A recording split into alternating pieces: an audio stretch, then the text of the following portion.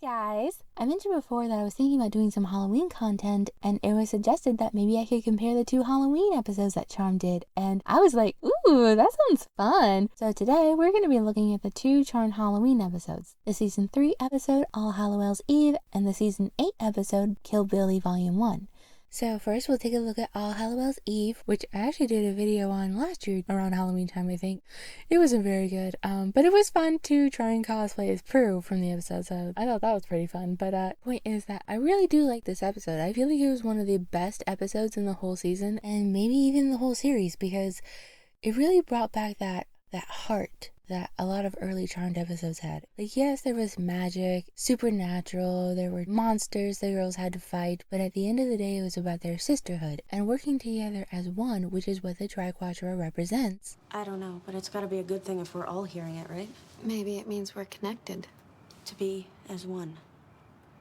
Maybe that's what the book meant by the power of one. The 3 of us working as one. Which is what the Triquetra represents. So I think the fact that they brought that back around for this episode made it all that more special. And I also really like that it touches on the origins of Halloween too, because okay, so in the beginning of the episode, the Hallowell sisters are getting ready to celebrate Halloween the way it's generally shown in popular culture. You know, pumpkins, costumes, candy apples, handing out candy to trick-or-treaters, which is all super fun, don't get me wrong. I love Halloween, and you better believe I'ma be covering me a pumpkin, but in truth, Halloween actually started out as more of a harvest festival dedicated to remembering the dead, and so I always thought it was really beautiful how the episode pays homage to that, giving us an episode that shows the sisters quite literally being pulled out of the world of costumes and candy and into a time before all of that came to be, and so they not only learn more about the origin of Halloween. Well, we cast spells to prepare your way, of course, but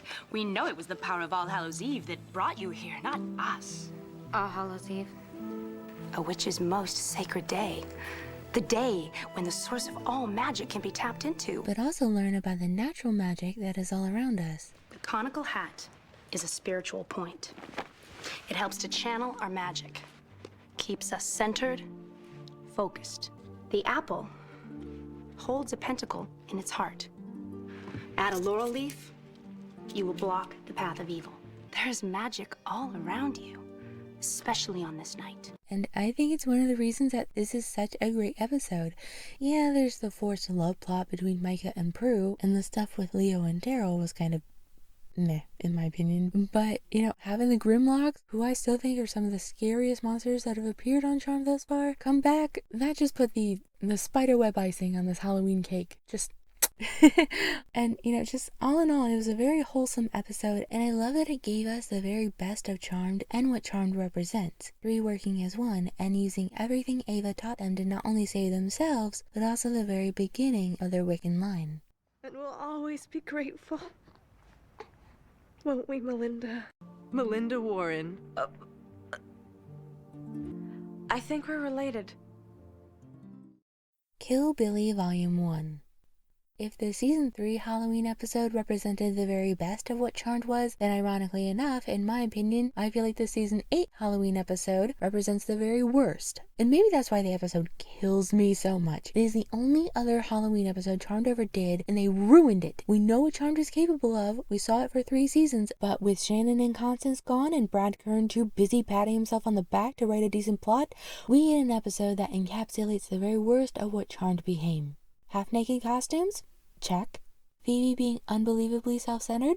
Check. The press is rummaging through the trash. The phone is ringing off the hook. She's worried about exposure, and frankly, so am I. Hey, do you know if Dex called? Right. Which brings us back to exposure, okay? And that brings us back to... I don't even know if he ever wants to see me again. I mean, I wouldn't blame him if he didn't. Okay, yeah, you're right. Love sucks. How about bringing the focus just back around a little bit?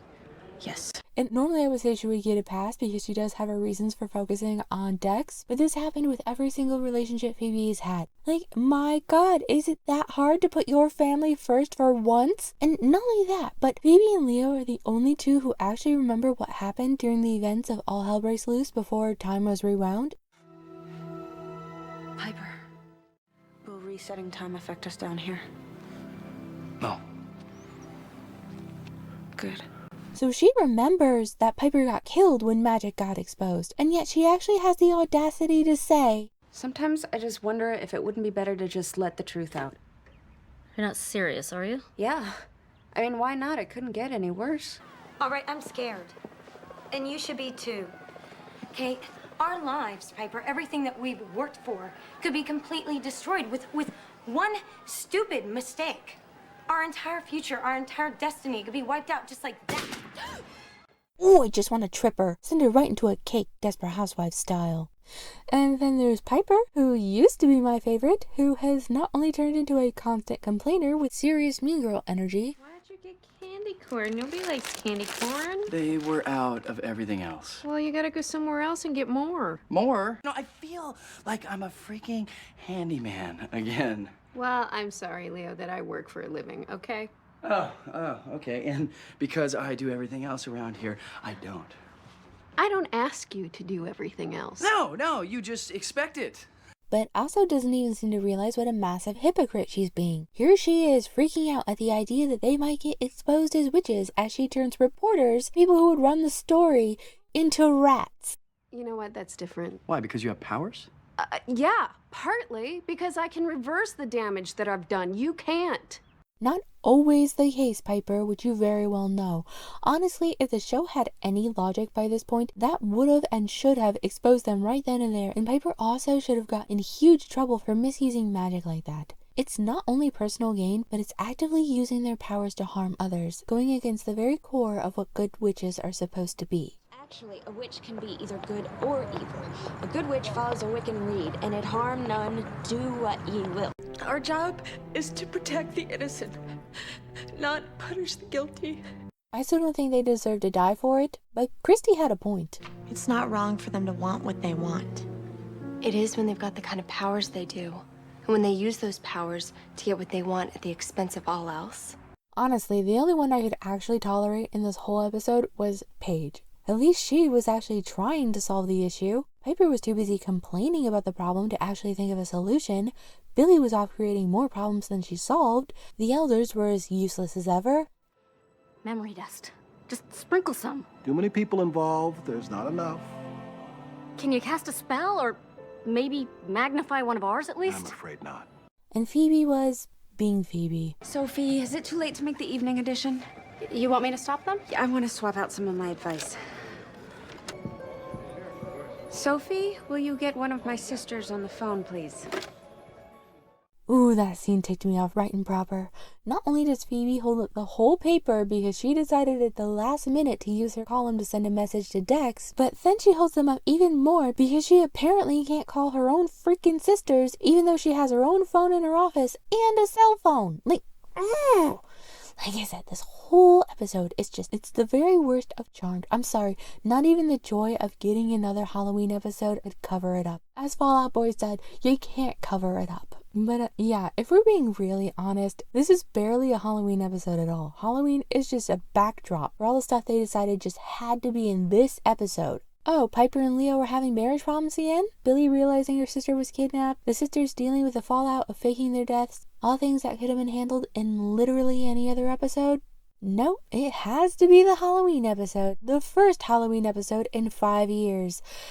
And then Halloween aside, there's all the logical problems with this episode. Like, how did Billy not see the reporters when she came in the front door? Well, it's a little late for that, actually. A little late for what?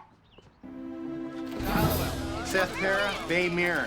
So, what's the big secret? Why are Phoebe and Dex having this conversation at the newspaper, home of the reporters, one of which you know is trying to expose you? Getting married thing was because of a spell. A spell? Between you pretending to be somebody else, premonitions, the spells.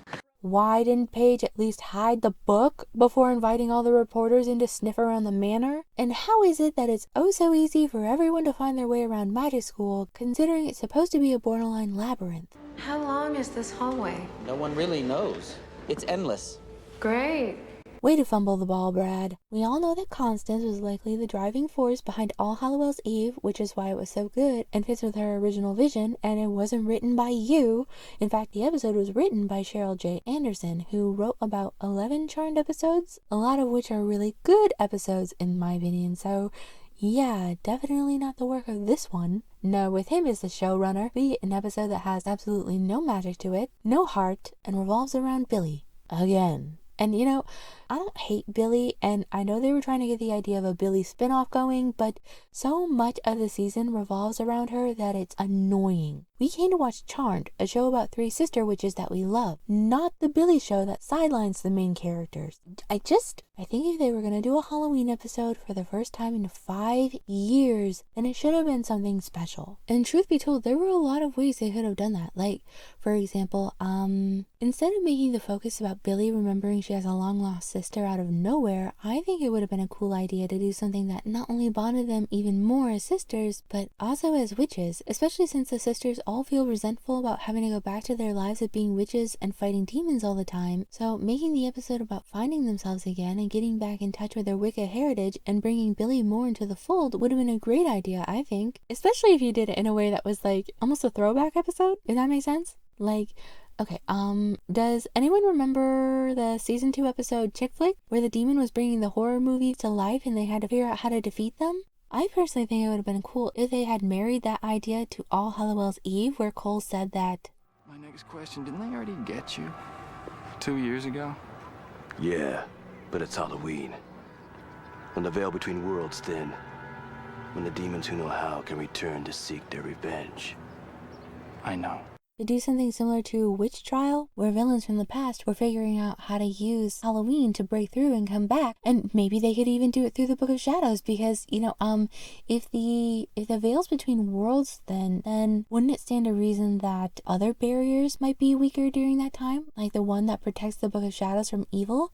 Maybe the villains could somehow utilize that and come back through the Book of Shadows, and that way the sisters and Billy would have had to figure out how to defeat everyone and solve the problem without the help of the book. So they would have had to rely on each other for support, and I also think that would have allowed Billy, who still doesn't take this all as seriously as she probably should, to start realizing how dangerous the magical world really is and allow her to grow a little bit. And I also think it'd be really cool if some of the villains were coming from like seasons 1 through 3 before Paige had joined, so Paige can kind of see the sort of things that her sisters had to face before she joined them.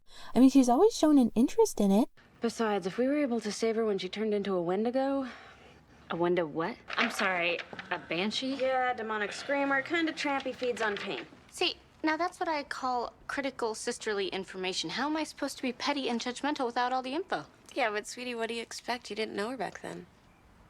It doesn't mean you're any less a part of us, though. You know that, right? So I think that would be really interesting, especially if they brought back some of the fan favorites. Like, for example, there's an entry in the Book of Shadows with a locket that Melinda used to imprison Matthew, and even though she took the locket with her when she left in the season 1 episode The Witch is Back, what if the evil that was influencing the book allowed stuff like that to come back into the world just for the day? And since Paige never met Matthew, she wouldn't know any better than to open the locket, and they would all have to figure out how to get rid of Matthew again. And I feel like Paige could be the one that sent him back in this time, since yes, Matthew can copy a witch's power, but I'm not sure if he can copy a white lighter's power, and maybe somehow getting in touch with her white lighter side would allow her to defeat him. There's just so many things they could have done, and I don't know why they didn't even bother to try, especially since this was the final season of the show. We weren't going to get another one, so why not pay homage to your own series and give a tip of the hat to all the things they faced over the years, and just the whole season could have been about saying goodbye to the Charmed ones. Maybe have something special or a throwback in every episode. There were just,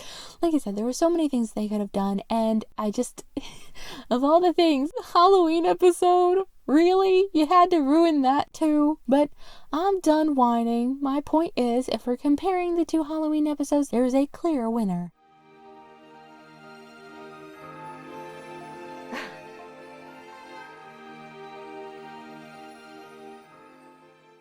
The only scene I actually liked in the season 8 Halloween episode was this one, because they were super cute in their costumes, and it's always nice to see them doing stuff as a family. Anyway, those are my thoughts on the two Charmed Halloween episodes. What about you? What do you think about the Halloween episodes? What did you like about them? Is there anything you would have changed? Please let me know. And then I hope everyone has a happy Halloween, or as I said last year, Happy Halloween. Thank you so much for watching, and as always, I hope you have a wonderful day or night wherever you are.